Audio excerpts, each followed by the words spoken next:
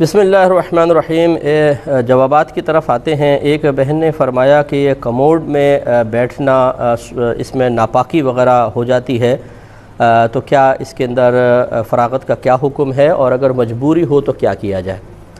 دیکھیں، بامر مجبوری باہر تو تقریباً سب یہی ہے۔ سعودی عرب کے اندر بے شمار مقامات پر، اور اسی طرح جب آپ جہاز وغیرہ میں سفر کرتے ہیں تو یہی مسائل ہوتے ہیں۔ تو اگر انسان تھوڑا سا احتیاط کے ساتھ فراغت حاصل کرے تو اپنے آپ کو ناپاکی سے بچا سکتا ہے۔ لیکن شرعی مسئلہ یہ ہوتا ہے کہ جب انسان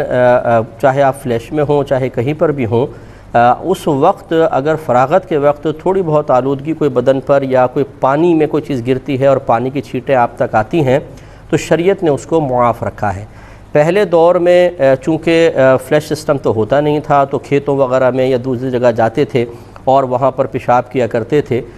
تو زمین پر پیشاب گر کر بعض اوقات ہوا کے ذریعے یا ویسے پریشر سے اس کی باریک چھینٹیں قدموں تک پہنچ جایا کرتی تھیں، اور چونکہ یہ بہت زیادہ تھا کہ لوگ بار بار پیشاب کرنے جاتے تھے، اب اگر ان پیشاب کی باریک چھینٹوں کو ناپاک قرار دیا جاتا تو بار بار لوگوں کا ناپاک ہونا، پھر وہ پاؤں اگر پانی میں پڑ جائے تو پانی کا ناپاک ہونا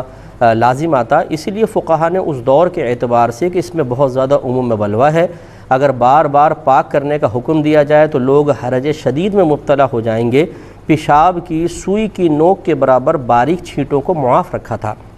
اس کا مطلب یہ ہے کہ باریک چھینٹیں تو اس وقت بھی پہنچتی تھیں۔ اسی طریقے سے پہلے ابتدائی بالکل دور میں ڈھیلے کا استعمال ہوتا تھا، اور آپ جانتے ہیں کہ ڈھیلا کتنا بھی یوز کر لیا جائے کچھ نہ کچھ نجاست کا اثر جسم پر رہے گا، کیونکہ وہ مکمل طور پہ پانی کی طرح صاف نہیں کرتا، لیکن شریعت نے اس کو معاف رکھا۔ خلاصہ کلام یہ ہے کہ اگر اس طرح کا کوئی کموڈ وغیرہ کا رواج رائج ہو جائے اور اس میں بالفرض اگر ناپاکی کا اندیشہ بھی ہو تو انشاءاللہ اگر کوئی اس میں فراغت حاصل کرتا ہے اور تھوڑا بہت جسم پہ کوئی ناپاکی آتی ہے، شریعت معاف رکھے گی، بعد میں اس کو دھو ضرور لیا جائے۔